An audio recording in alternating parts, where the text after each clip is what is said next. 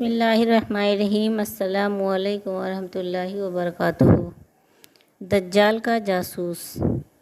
رسول اللہ صلی اللہ علیہ وسلم نے نماز ختم کی اور ممبر پر تشریف لائے۔ ارشاد ہوا، ہر شخص اپنی جگہ بیٹھا رہے۔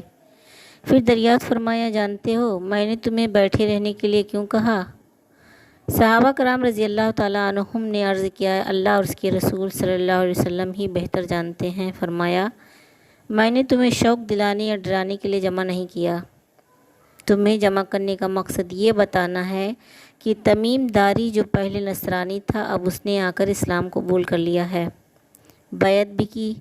پھر اس نے مجھ سے ایک ایسی بات بیان کی جو میرے اس بیان کے مطابق ہے جو میں تم سے مسیح دجال کے بارے میں کیا کرتا تھا۔ آپ اللہ کے رسول صلی اللہ علیہ وسلم نے تمیم داری کی زبانی بیان کردہ بات سنانا شروع کی۔ میں لخم و جذام قبائل کے 3 آدمیوں کے ساتھ سمندر میں 24 جہاز پر سوار تھا۔ ایک بڑی موج آئی اور جہاز کو بہا کر لے گئی۔ سمندری طوفان میں ہمارا جہاز 1 مہینے تک ادھر ادھر لڑکتا اور بھٹکتا رہا۔ پھر اس کا رخ ایک جزیرے کی طرف ہو گیا، یہاں تک کہ سورج غروب ہو گیا۔ جزیرے کے قریب پہنچ کر ہم ایک چھوٹی سی کشتی میں سوار ہو گئے۔ پھر جزیرے میں داخل ہوئے۔ ہم نے وہاں ایک گھنے اور کھردرے بالوں والا چوپایا دیکھا۔ بالوں کی بہتات کی وجہ سے اس کی اگلی اور پچھلی جانب کا کوئی پتہ ہی نہ چلتا تھا۔ زنجیروں میں جکڑے ہوئے آدمی نے اس سے پوچھا، تمہارے لیے بربادی ہو، تم کون ہو؟ وہ کہنے لگا، میں جساسہ ہوں۔ پوچھا، جساسہ کیا بلا ہے؟ وہ بولا، اے قوم، ایسا کرو، اس سامنے والے گرجا گھر میں ایک شخص رہتا ہے، اس کے پاس چلے جاؤ۔ وہ تمہیں بڑے شوق سے ساری بات بتائے گا اور تمہاری بات بھی سنے گا۔ وہ تمہارے بارے میں جاننے کا بہت مشتاق ہے۔ جب اس نے ہمیں متذکرہ آدمی کے بارے میں بتلایا تو ہمیں اس چوپائے کے بارے میں شیطان ہونے کا خوف ہوا۔ ہم لوگ جلدی سے اس آدمی کی طرف چل دیے اور گرجے میں داخل ہو گئے۔ وہاں ایک آدمی تھا، وہ بہت لمبا تڑنگا تھا۔ اس کے دونوں ہاتھ گردن کے ساتھ اور دونوں زانوں، دونوں ٹخنوں تک لوہے کی زنجیر سے جکڑے ہوئے تھے۔ ہم نے اتنی سختی سے جکڑا ہوا آدمی کبھی نہ دیکھا تھا۔ ہم نے پوچھا، ارے کمبخت، تو کیا چیز ہے؟ وہ بولا، تم لوگ اب میری خبر پر ہی قابو لوگے۔ اب تمہیں میرا حال معلوم ہو جائے گا۔ پہلے تم بتاؤ کہ تم لوگ کون ہو؟ ہم نے کہا، ہم عرب لوگ ہیں۔ ہم ایک سمندری جہاز میں سوار ہوئے۔ سمندر کی موجیں ہم سے 1 مہینے تک کھیلتی رہیں اور ہم کسی نہ کسی طرح تیرے اس ٹاپو سے آ لگے۔ پھر ہم ایک چھوٹی سی کشتی میں بیٹھ کر ٹاپو میں داخل ہوئے۔ یہاں ہمیں ایک بھاری دم کا بہت گھنے والا جانور ملا۔ بالوں کی کثرت سے اس کے اگلے پچھلے حصے کی شناخت ہی نہیں ہو پا رہی تھی۔ ہم نے پوچھا، اے کمبخت، تو کیا بلا ہے؟ وہ بولا، میں جساسہ ہوں۔ ہم نے پوچھا، یہ جساسہ کیا ہے؟ اس نے جواب دیا، تم لوگ اس آدمی کے پاس چلے جاؤ جو گرجے کے اندر ہے، وہ تمہاری خبر کا بے حد مشتاق ہے۔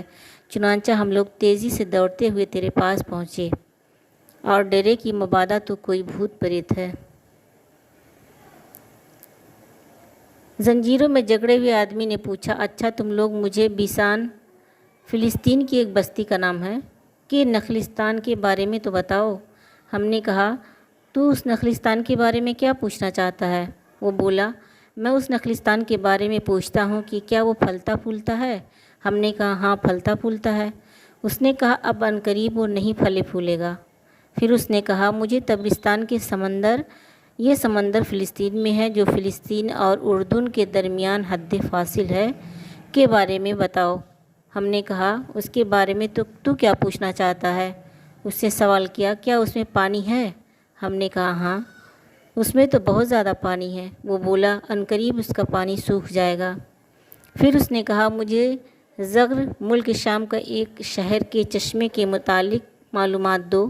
ہم نے کہا، تو اس چشمے کے بارے میں کیا جاننا چاہتا ہے؟ کہنے لگا، کیا اس میں پانی ہے اور کیا وہاں کے لوگ اس پانی سے کھیتی باڑی کرتے ہیں؟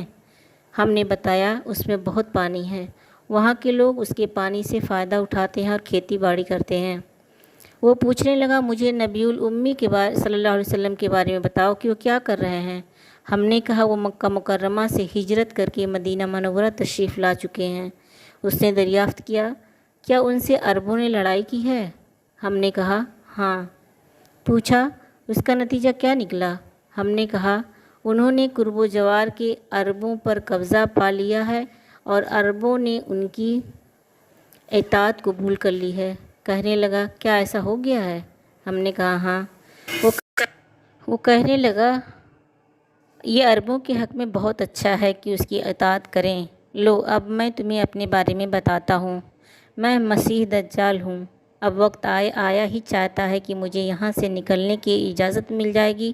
جب میں نکلوں گا تو ساری دنیا میں گھوموں گا، تمہاری چھوٹی بڑی بستیوں کا 40 دنوں میں دورہ کر لوں گا۔ ہاں، میں مکہ مکرمہ اور مدینہ منورہ میں داخل نہیں ہو پاؤں گا، کیونکہ ان دونوں شہروں میں میرے لیے داخل ہونا حرام ہے۔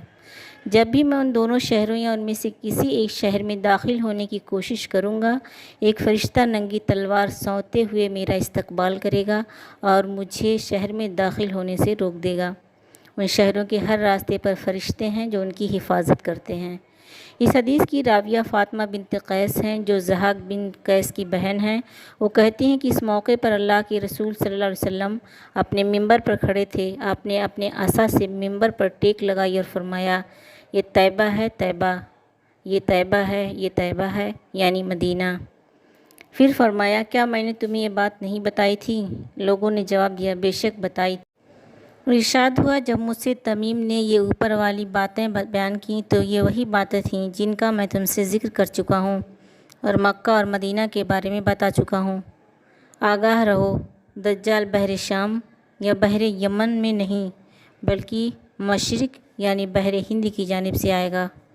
پھر آپ نے مشرق کی طرف اشارہ فرمایا۔